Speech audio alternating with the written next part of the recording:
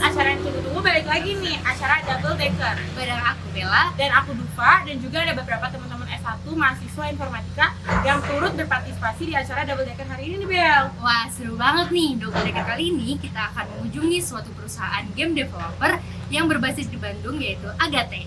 Teman-teman EFTIPS penasaran gak? Yuk ikutin kita masuk ke kantornya Agate. Let's go! Let's go!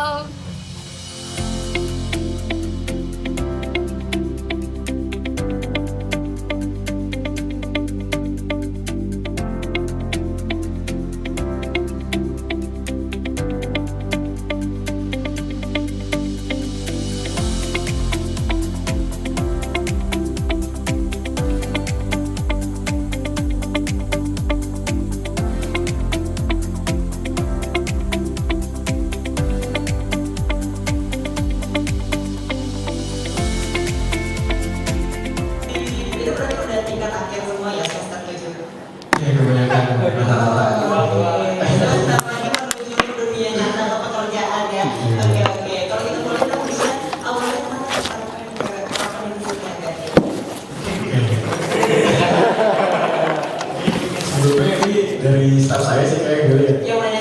Di depan ini.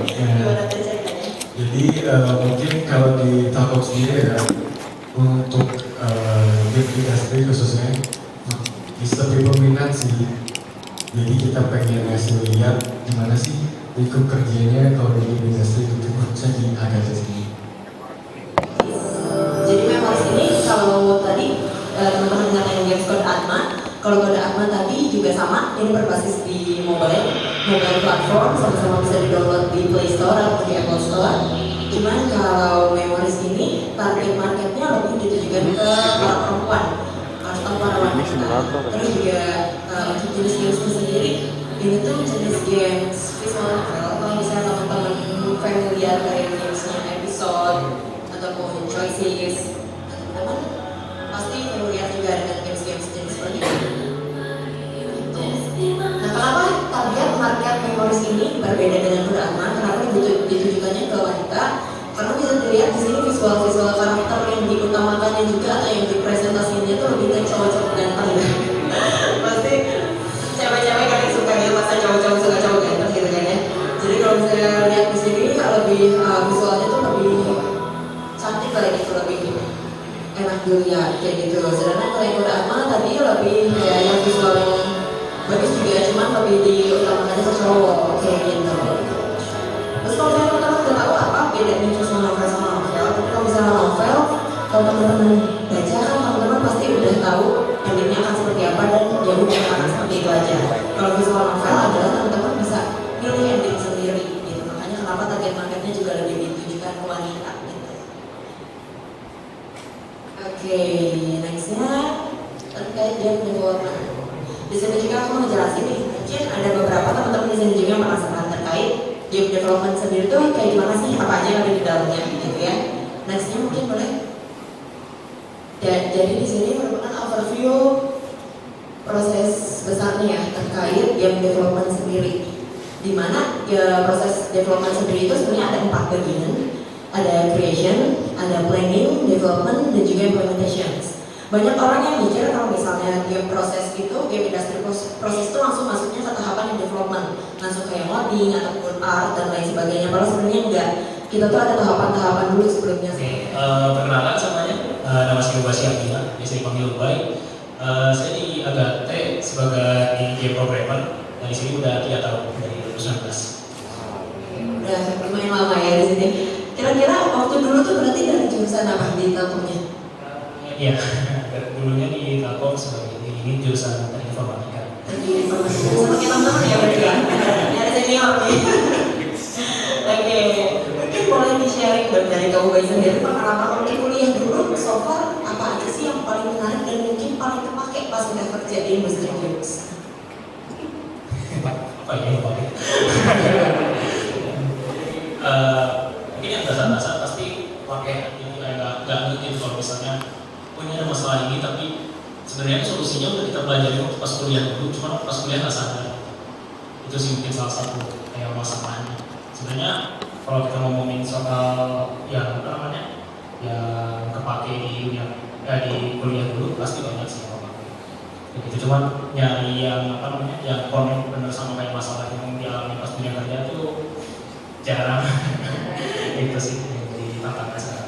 Ada nggak mungkin mata kuliah yang paling kepake banget nih pas di dunia kerja saat ini? Buat teman-teman yang suka maba nih, biar tahu nih penting mata kuliah ini gitu, ada nggak? Ya, mungkin yang jelas ya balik lagi tadi sih, kalau soal yang paling sering dipakai itu yang dasar-dasar, mata kuliah dasar-dasar. Jadi di dalam TBA tuh mungkin kalau udah belajar kan tahu saya museum. Nah itu tuh baru sadar pakai di, itu juga salah satu contoh yang tadi ya, yang kayak nggak connect gitu tadi. Jadi waktu pas kuliah nggak sadar pakainya di mana, begitu masuk dunia kerja nggak tahu ini apa namanya, pas ini selain pakai apa, taunya ujung-ujungnya oh ini pakai FSM. Jadi kalau misalnya contoh ke game-nya, dia kayak apa namanya, karakter gitu. Jadi kayak bikin state-nya sendiri, antara dia kayak loncat atau kita dari jalan, dari atau merangkak gitu. Sebenarnya itu kayak simple ya. Cuman pas kita pakai FSM itu benar-benar membantu banget gitu. Jadi kalau misalnya kita loncat, terus kita pengen loncat lagi, sebelum dia loncat dia ngecek dulu state-nya dia lagi di mana. Tadi lagi sedang loncat, atau lagi sedang jalan atau merangkak gitu. Soalnya apa namanya, action loncatnya itu sendiri dia nggak bisa waktu pas loncat lagi ya, kecuali kalau misalnya kita bikin double jump gitu. Tapi dasarnya kan begitu kita loncat kita nggak bisa loncat lagi. Jadi itu fungsinya sih FSM, jadi ngecek state-nya dia di mana. Jadi bisa melanjutin ke state selanjutnya, atau dia ngecek state sebelumnya itu datang dari mana gitu supaya bisa action yang akan dibilang. Jadi itu kurang lebih. Ini lebih mulai kepake berarti ya? Itu saat ini. Ya biasanya kayak gimana tuh kalau misalnya dari tim development sendiri, kalau sampai ada tadi pertanyaannya, kalau misalnya sampai ada yang tidak tercapai gitu ya, gimana cara mengatasinya yang biasanya? Ada nggak sih case yang kayak gitu sempat terjadi nggak ya? Sejauh ini sih belum pernah ya dirasain. Itu mungkin ternyata kalau dari kita belum pernah pengalaman, jadi mungkin belum terlalu bisa kasih gambaran terkait itu.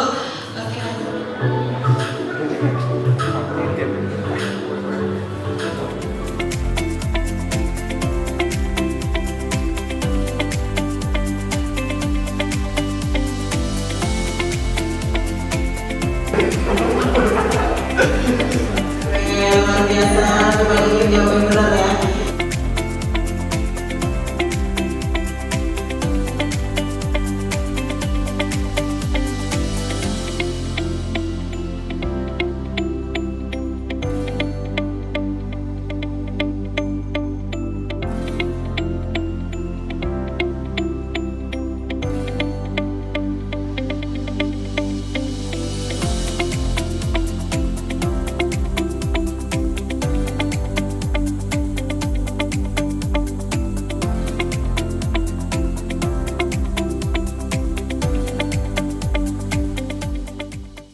Perkenalkan semuanya, nama aku Muhammad Raymond Akbar dari angkatan 2020 dan kelas Y404.